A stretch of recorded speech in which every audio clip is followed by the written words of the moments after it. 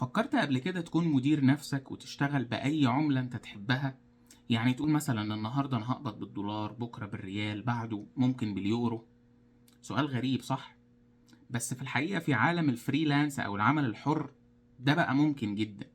حلم انك تشتغل في اي دولة وتقبض بأي عملة انت تحبها بقى مش بعيد عن الواقع ابدا، ولكن هو الموضوع مش اختيار بس، الموضوع ده علم كامل.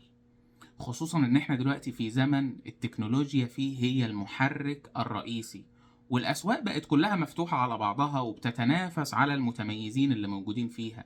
ومن الاسواق دي هو السوق السعودي اللي انا موجود فيه دلوقتي وبكلمك منه، وبقى مصدر جذب لكل اللي حابب يشتغل في الفريلانس، وبالذات بقى في مجال الديجيتال ماركتينج او التسويق الالكتروني اللي الطلب عليه بقى عالي جدا جدا من كل انواع الشركات والمؤسسات.